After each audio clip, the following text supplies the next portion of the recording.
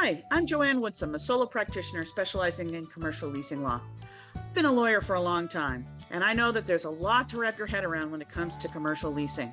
The goal of my podcast, the Commercial Leasing Diva podcast, is to make your lives as commercial leasing professionals easier and more fun.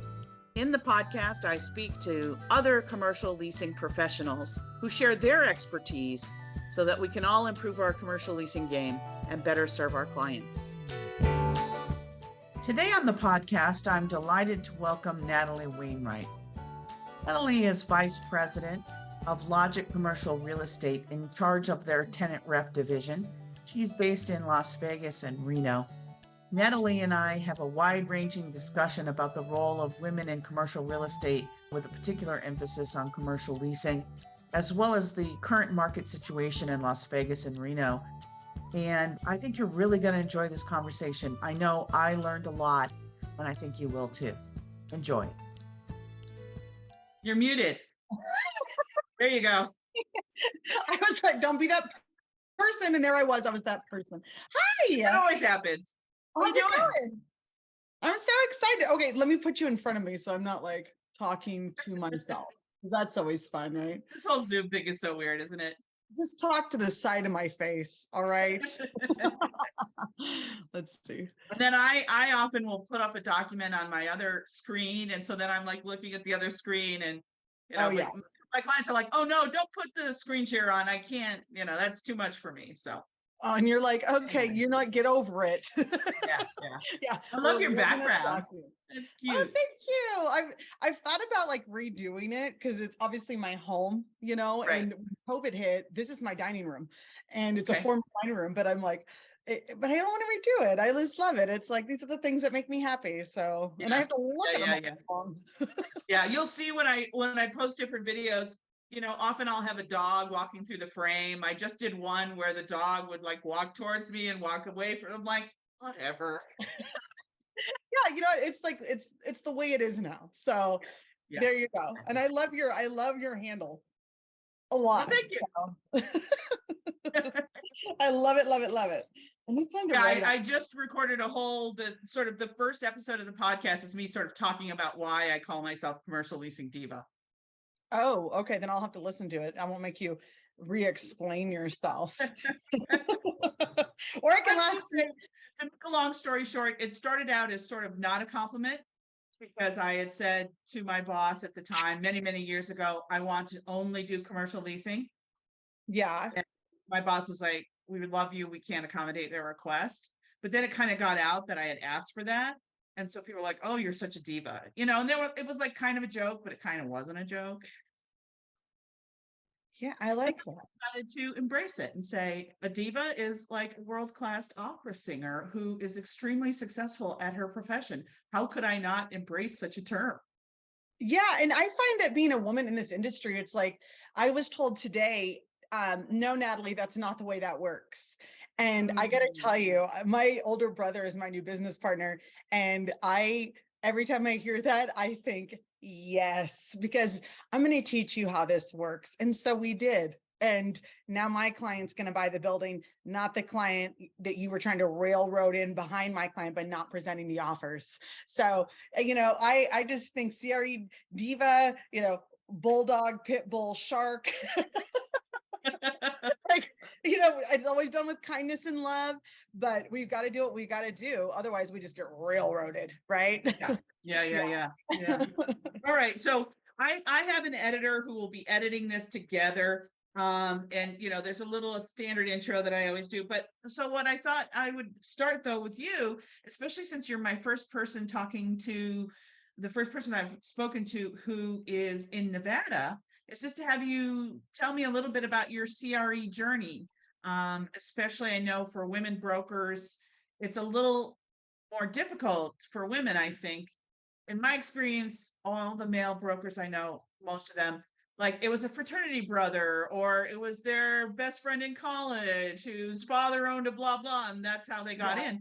And so there's not like a natural path, like lawyers, college, law school lawyer, right? For brokers, it's a little bit of a different path. So I'm always interested in, especially for women, how did you get into being a broker and what's your trajectory been like? Oh, what a great question. And I'm so thankful that you wanted me on. So thank you. You're My welcome. trajectory was super unorthodox. I needed a job and I had been a stay-at-home mom. And so I went on Craigslist because that's what you do. Okay. Of course, And Craigslist, I naturally. naturally for only the sophisticated of users. And there was a job for an admin at Cushman and Wakefield. And I didn't know what that was, but I knew that I could be an admin. And or I thought I could. So I went in and got my outfit from the Goodwill, and I was told that I was not qualified. And looking back, I wasn't. Um, but they hired me as the receptionist. And Okay. so I was the receptionist, but I took it really seriously because I had 2 kids to feed and no other income. And so I dressed up really well and I tried really hard to learn what was going on, even though it took me about a month to learn what CRE meant. Right. Commercial real estate, for people that Yeah. aren't familiar. I got it now. But Yeah, the vocabulary for commercial leasing is one of the, I mean, there's a lot of barriers to entry on commercial leasing, but one of them is just learning the vocabulary. yeah, you really gotta just know what things mean. And so because they keep the receptionist up front. If you've noticed, whenever you go to a firm, and then there's the glass doors where the magic happens. So I Right. didn't really understand anything that was going on back there, but I just knew to speak when I was spoken to and to be there when I said I was going to be there. Pretty much that's all you have to do. And that was kind of my climb. I was quickly hired to be a team exclusive admin. So kind of missed that you were first then supposed to be hired as an admin in the back to be a Right. group, and then if you made it a couple of years later you went on to a team. And so I kind of missed that tier and went directly to work for a top team within the office and was their What a team. great experience and opportunity.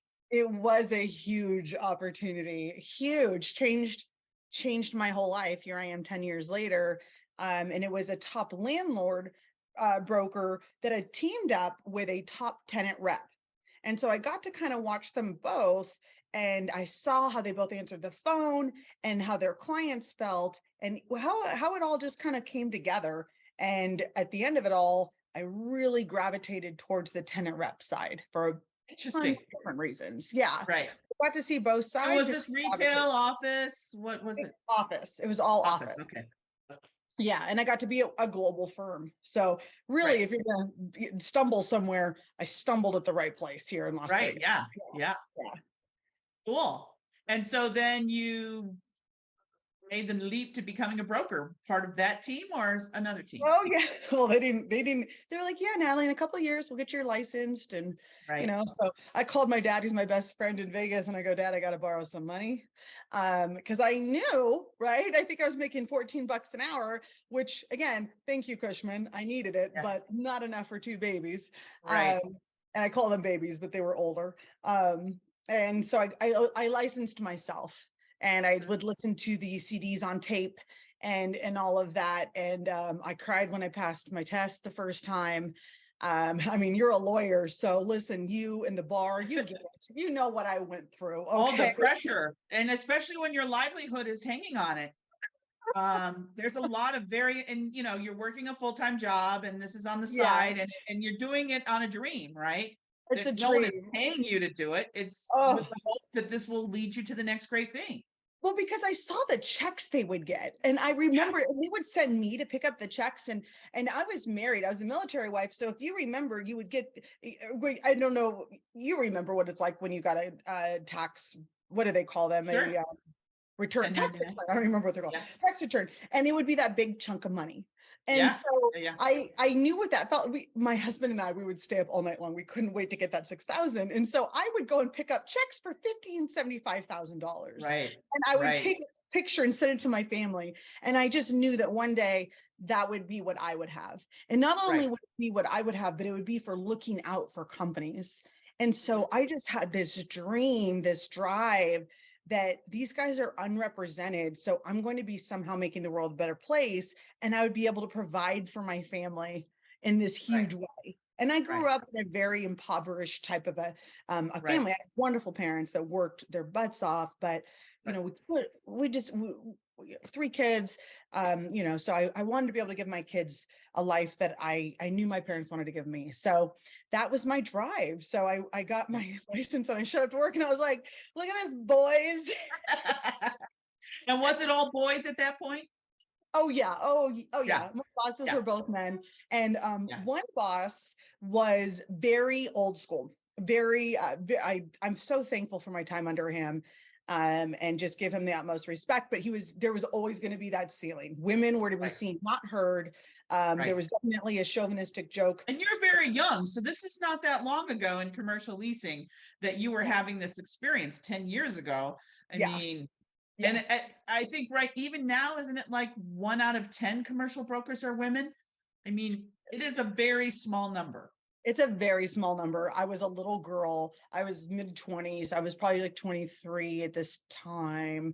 Not to date myself, but like I was like mid-20s, Right. didn't really. Plus, you came from a background, it sounds like, where you weren't used to an office. I come from a similar background.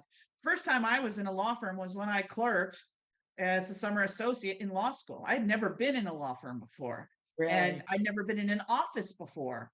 And so it was all very challenging, just beginning to navigate the bro code and office politics. And that was all extremely mysterious to me when I first started. And were you like me, where you were a little bit naive and I was very naive. I didn't know a lot of what went on, and I thought what people said was what they meant. And because I was a stay-at-home mom before, so Right. my frame of reference was other moms and that, and I am well traveled. I got to live in Greece, and uh, but I didn't know what I didn't know, and so it Exactly. was a little bit of an eye opener. It took And I me a wasn't. long time to understand because I had always perceived I mean, obviously I know I'm a woman. So that was not rocket science, but I didn't understand how other people just look at a person's gender or race or whatever, and they just apply a stereotype. Somehow I thought that didn't apply to me. No. Um, and it took me a long time to understand how people viewed me, in this male dominated world. These men viewed me as very different from them. Yeah. And I think maybe being naive was a good thing in the beginning to In the not know that. beginning. Yeah. That's interesting too. And I appreciate this conversation that we're having. And it might be different than what you had scheduled for us, but I think also to that was the fact that I was uneducated. I graduated high school, and I was a teenage mother. My daughter's turning 20 this year in a few months, and I'm 36. And so I always had that in the back of my head too. Like maybe this is why they view me through that type of a lens. But I'm hearing more so and more so women like you that are highly educated to be respected were also viewed, we're cannon fodder for this type of behavior as well, or brought into meetings because, hey, we want that female element. It's not so much what we can bring to the table intellectually or through wisdom or through experience. It's more Sort of like this is optics. what yes. Yes. And Well, so I'm quite a bit older than you, but I think the law firm experience was then what CRE is now, which is that women are just slowly breaking in. And I think part of the problem with this implicit bias was for many, many of the men that I worked with, and in fact, the law firm that I summer clerked with, which was an old fashioned New York City law firm, there were men lawyers and women secretaries, and there were women wives. And so now you've got a woman lawyer, and it's like, what category does she fit into? And so in the summer, there was a big dinner dance at a fancy, fancy country club in Westchester, New York. And they didn't know what to do with the girl lawyers because the women, the wives, had a role. The men went and played golf. And then there was this dance. And then after the dinner, there were cigars and the wives left, but then the women lawyers. So it was like this bridge of like, these guys didn't know what to do with us because we didn't fit into the gender categories that they had lived with for 20, 30, 40, 50 years. And so part of it was like, what are you? And the assumption still, there was this real implicit, like, this is until you get married, right? So at some point, you women lawyers will get married and then you'll have kids and you'll disappear. So we don't Oh, need to that's so invest as much time in interesting. you.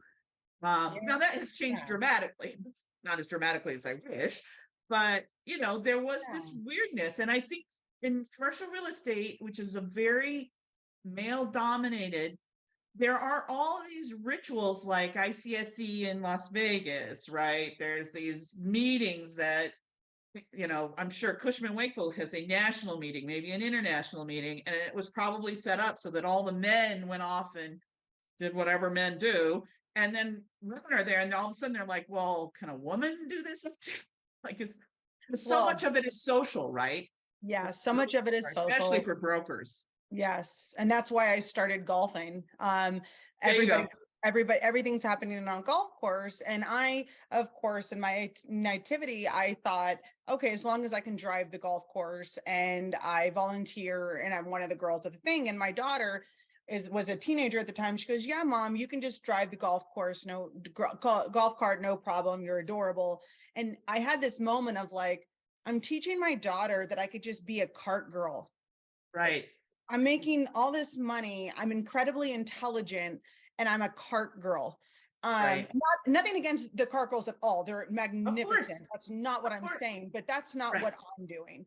And so I immediately hired a private coach, went like 4 days a week, bought everything I needed to buy because I have that personality. I can't do anything at all, just a toe deep. Right. So, Right. and I started golfing with everybody. Yeah. I started having Yeah. meetings I on the know golf course. many women brokers who have the same story. Yes, and then cigars. I smoke cigars, and Right. I love smoking cigars. Who would have known? Now, Yeah. not in excess, obviously, but I Right. love to smoke cigars. So, and it's not to make myself more masculine. I'm the most female that you've ever femaled, but Right. I hear what you're saying. And then to get back to my bosses, one was that like I was always going to have this glass ceiling. He was that way in his marriage. And I could see where I was capped. Right. And Right. I could see that I was a little bit of a novelty item. Right. Now my other boss, not at all. He was like all in on me becoming whatever I saw in my head. He was the fiercest of my like advocates. He made me like, we eventually became partners. And it was great. It was absolutely great. And because of him, I was able to become what I think I am today and then some. And it was, we're not, obviously no longer partners. We ended that about 3 years ago, but that was kind of the trajectory into the field. And that's why it's so hard for women to break in, because if you don't have somebody that is going to be your ally, Right.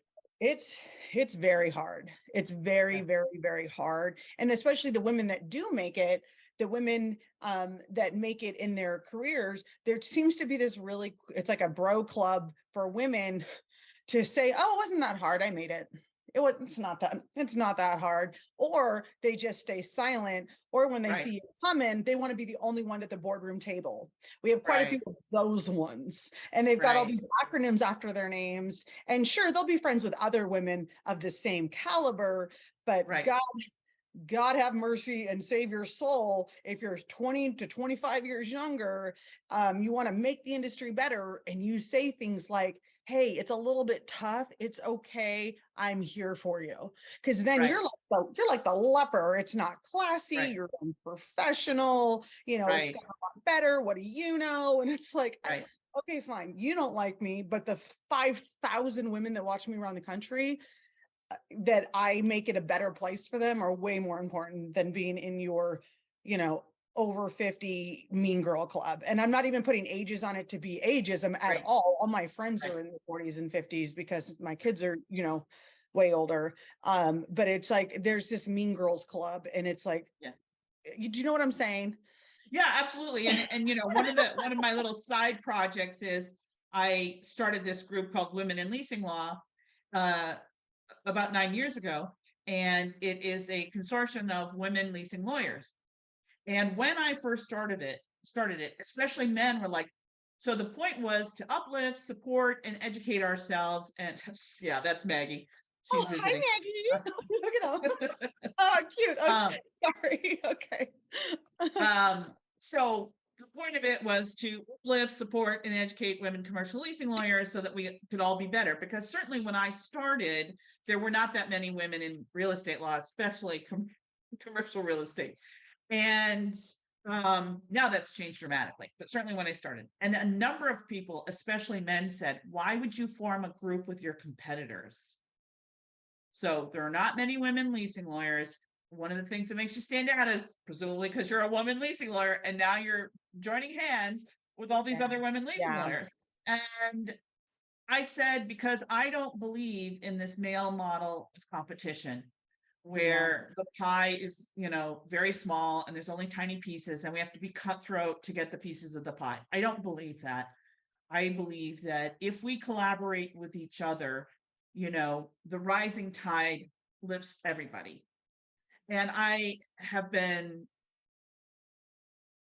proven right over and over again.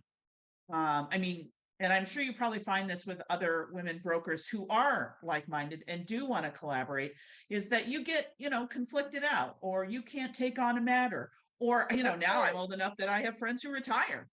And they're like, so I'm retiring. So, do you want these clients? So Yeah.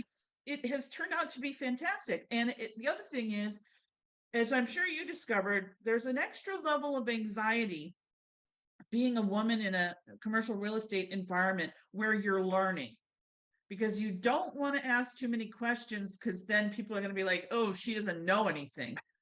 But you need to ask questions because how are you going to learn? And Yes. so this group of women lawyers then became very supportive, especially a lot of us, just in defense of the law firms, and that's a separate conversation, became solo attorneys. And you don't have a colleague next door where you can just walk next door and ask the question, gee, I'm doing this issue, I've never seen it before, what do you think? And so this became this collaborative space where we'd say, work letters are proving really challenging for me. How about we put on a seminar? Let's all put our heads together and we'll put a seminar on work letters and we'll have a conversation about it and we'll draft what we think is a really good work letter. And it's been amazing. It's truly, truly transformed my life. And again, there were a lot of naysayers in the beginning. Why would you team up with competitors? I I think that's love a really old that. fashioned way to think. Oh, I love that. And I'm so glad we found each other. Yes, that's exactly what I think. And that's what I've done. And I think it's really helped in the commercial real estate world because the landlord brokers and they're competitors too, because just because I'm exclusive doesn't mean that they don't do tenant rep work just because they're Right. landlord brokers. And we're all so close that they send me their rent rolls. Now, I'm not an ambulance chasing tenant rep, right? I've Right. never used a rent roll to be like, hey, your release is for up or to Right. spam mail. I use it to be a more knowledgeable Right. broker. And so they Right. trust me so much. I send a text like, hey, can you send me for that project that has 100 tenants? And they send Right. it over.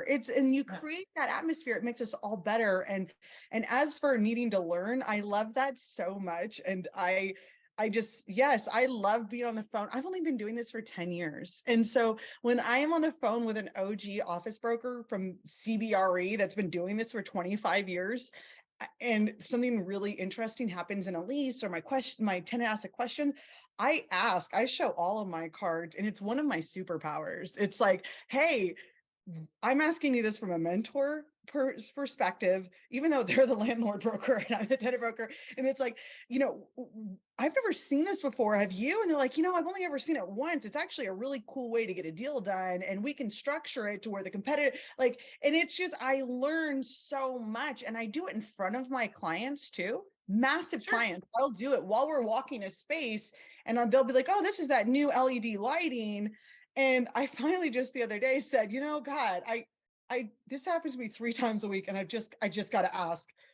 I can't tell the difference. I can't. I'm looking at it, and my client is this huge client. It's their 31st one. They spend millions of dollars in their build outs. She goes, "Oh my God, I've been too embarrassed to ask," and so we're able to. Exactly.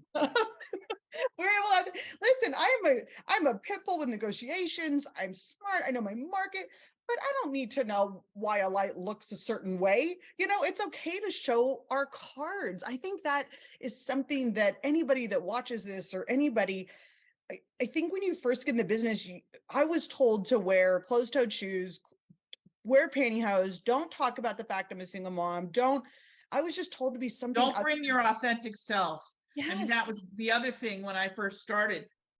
Since there wasn't a role for women lawyers, like the women are secretaries, the men are lawyers. So what's your choice as a woman lawyer? Well, you don't want to identify with the secretaries, even though a lot of them were really cool, as I discovered once I got through law firms. Yeah. But so you have to be like a man. So Yeah. don't talk about woman issues, right? So I knew nothing about sports. And so for years, this hampered me because I had finally, when I had kids, Yeah. even men lawyers can talk about kids, right? Yeah. Um, but until then, it was because I couldn't say that I watched TV. I couldn't say that I was a huge reader of books. I couldn't say that I love learning languages. Couldn't say, I'm in love with my dog. Like, all the things that were really interesting to me. I certainly couldn't mention that I came from an impoverished background, and that the whole office thing was very challenging for me. Um, and that makes it really hard to not be able to fit in with your colleagues, to always feel like you're putting on a persona. Yeah. And I feel that it's really changed, and that, again, as you say, your superpower is being your authentic self. It really is. You got nothing to lose, because if you're in an environment where when you're yourself, like, it becomes toxic or people are uncomfortable around you, then like, okay, I'm not supposed to be here. Like, go Right. find something different, or it will enamor people towards you and you find your tribe. I hate that word, but sorry. But like, you'll find the people that come towards you and that thrive around you. So I don't know. I know we're supposed to talk about my market, so we could switch That's gears. okay. No, But I was actually going to go back a little bit and I say, love what you're so when doing. you I just were, adore when, you. Sorry. thank you. So when you were a baby broker, um, you're observing how deals are done. What did you like about what you saw? Like, what did you admire about the skill set that the brokers that you thought were really good? What did they bring to the table that you thought, oh, I would want to do that? For sure. I loved under the landlord broker. So he had a bunch of listings as an office broker, and some of them were kind of the C stuff, the stuff that was Right, 20, 30 cents, a dollar cheaper than everything else. And this right, broker would work those listings as hard as he was work his let's say more class B, class A stuff. And I remember being very impressed with that and thinking, if I owned a portfolio of properties, I would want, his name was Bob Hawkins, I would want Bob Hawkins on my portfolio, right. because he didn't just put a sign up. And the more and more I get to know the industry, and I haven't worked under him for years and years, the more I get to see the industry, the more I see the brokers that their listings online don't have floor plans, they don't have at least the layout. So it's like, I'm dying. It's a puppy party, and don't make me get Henry, okay? But so Sorry. I I should do the interviews in the afternoon, because when I do them in the morning, then they don't get their morning walk. And so now what they're doing is they're camping out at my feet. Like, Mom, we should be, we've got to why are we schedule. out the door? Like, what We've is got to happening? You're sitting here schedule. talking to the wall again. No, I totally get it. I can't believe that Yeah. Henry's not here. No, but going back to your point, I think that's really true, that, Yeah, um, brokers are compensated, based on the rent, basically. So the lower the rent, you would think you would be less incentivized to work on that property. You would yeah, focus your attention on the higher rent things. yeah. But your And that's client's not going to appreciate that. and this broker, he didn't care if, and the same comes down to size too. If you're on one of his office buildings and you called on a 20, let's say a 12,000 full floor, or if you were calling on a suite down on the first floor for 1,200 square feet, that man consistently hung up the phone. I'll meet you now. A lot of these That is brokers will try impressive. to it is, they'll try to pre-qualify you. Oh, Ah, what size your tenant? What are they looking for? right, right. You're dead with me before I hit the water. Like, listen, go do something else with your life. If these are my buildings and this is my livelihood, you get your ass out there and you show my space. Like, that's Right. the way you should do it. Absolutely. And that's what I really admired on that side. On the other side, watching a tenant rep, and this is my philosophy too. Obviously Cushman, when we got bought by the big mothership, we were Commerce in the beginning. really hated this, but we never conformed. I still haven't. We don't calculate our commission, and on the front end, never ever. I'm closing 2 behemoths right now. I know that the range of what it is, but I couldn't tell you the exact.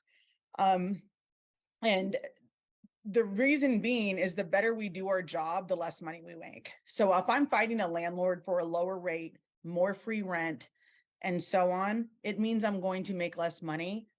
Right, It's the because the way biggest- brokers are compensated, so people understand, is a percent of the rent over the term of the Yeah. lease. So Yes. if you negotiate for your tenant client that the rent is lower, your take-home pay is lower.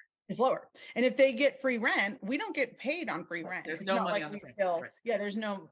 So if I'm doing a 7-year deal and we get 5 months of free rent, and if I get 30 cents under asking, we don't get money on that. Right. And it's such a high. It's such a high. And my landlords, I have to sign NDAs at the end of probably about 60% of my deals, because they don't want word out that I Right. got the And you concessions were able that to I get got. such a good deal. Yeah, Yeah. yeah. So Yeah. if you don't, how does that work? So you have a listing, you have an exclusive listing agreement with your tenant client, Mm-hmm. and the listing agreement just gives a range of what you could charge for the commission? Well, I never have listing agreements, to correct you, because I'm Oh, an wow, okay, so I always have an exclusive representation agreement, and okay, the landlords always pay my fee. So my tenants right, yes, never have yes, to pay my fee. right, And so, I just represent my tenant, and when we go, my typical fee is 5%. And so I okay, get 5% of whatever the total value is. So if it's okay, 1.2 million, I get 5% of that. okay, Yeah. okay, all right, So interesting. quick math. Yeah. So